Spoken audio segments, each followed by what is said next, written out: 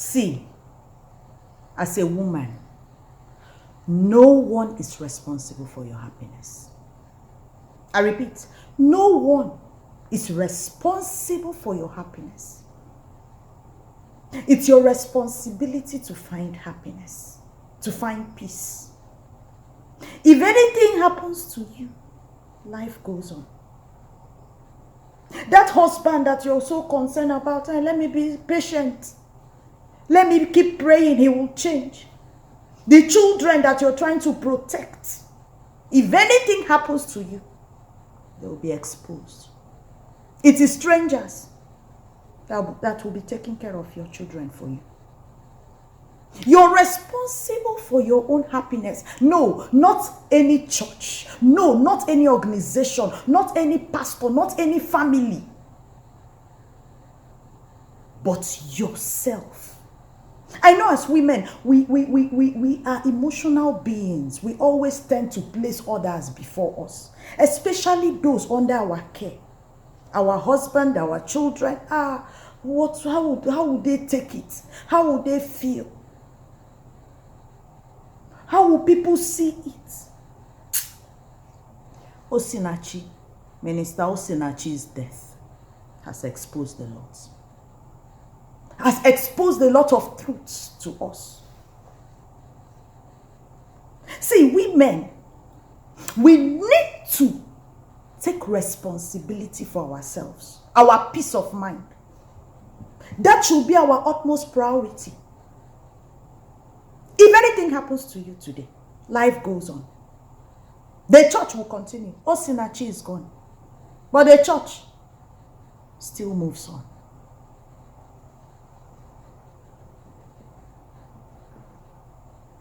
We need to get this thing right. Don't say, let me wait. Let me hope. Let me keep praying. Let me wait. Let the children grow up a bit to secondary school when they will be able to handle it.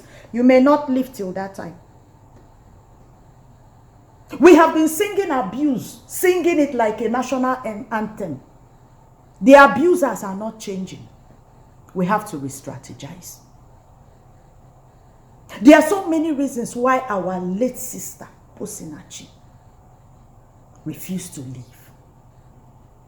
Yes, because to her, it was like a den of lions and crocodiles in the river on the other side. If I'm leaving this for this, that means I'm going to leave this marriage to this other and face challenges of stigmatization, lack of acceptance in ministry. Platforms will be taken away from me, and all what she has labored for years to be who she is will go down the drain. She was scared of losing all of that. But women, we must rise to the understanding that our lives come first. Our peace, our happiness. Because if anything happens to us, the children you're trying to protect, the ministry you're trying to protect will be gone. Her sweet voice is gone. Life goes on. It's a pity. It's a pity. I don't know who I'm talking to, but tomorrow may be too late. Yes, I know it takes a lot of courage. Yes, I know when people say leave, leave, leave, they just say leave like you carry your bag and just leave. No, divorce is a whole lot of process. It comes with so much emotional trauma. It takes a lot of energy, a lot of money. I know. But somehow, she will triumph. Somehow, I don't know how, but just choose life over death. And the church, we must do better than we are doing. We must do better. Yes, we know that we are trying to maintain a certain standard. We know. But they are exceptional cases. Especially those in ministry that you know, this is the history. This is why this woman got divorced on basis of abuse or chronic infidelity whatsoever. There should be a history. There should be exceptional cases. She cannot lose here and also lose on the other side. We must learn to give them that acceptance and ask ourselves, what will Jesus do? In the case of the woman, that committed adultery that was to be stoned to death, what did Jesus do? Answer yourself. What did he expose her? Did he? What will Jesus do? Let us provide that comfort, that solace, because the truth is that why abused women remain is the fear. See, research has shown that the highest point when her life is at risk is the point she wants to leave the marriage. Go check it out. Many women are killed at that point. They abused. That's the abusive husbands. Their husbands know that they are going to leave to gain freedom. That is when he strikes and kills them. And they know that. And that's why they are afraid. And that's why they need a higher covering. A higher covering. A stronger force to pull them out. Yes. It's not enough telling her to leave. Just leave. I learned so many people in ministry that she confided to, they said, leave. It's not enough. The abused needs more than that. We need to do more. Ministries should learn, churches, provide shelter. If you have the money, you can build homes, shelter for abused women and even men. Yes. One bedroom flats is okay. A lot of women want to live. Listen, I went to the Ministry of Women Affairs the other day, the UNFPA desk, and I met files, thousands of files to the ceiling. They showed me. They said all these are cases of domestic violence. The women are ready to leave. They have taken it up to here. The problem is that they don't have any home to run to. No home. And we in the ministry, we do not have, in the Ministry of Commission of Women Affairs, we do not have any shelter for that. I have heard women that left their homes, ran away from their abusive husbands to the family of their birth. And they got stigmatized there. They even suffered more abuse, emotional abuse there. Every day, your parents will wake up and say, look at you, useless woman. Look at you. You cannot provide even for your children, let alone us. There's a woman that told me every morning they will make her look for money to feed the whole house, including her parents. If not, the kind of words they will tell her. She started regretting why she left her home. So shelter is very important. The church should start looking into this. It's important.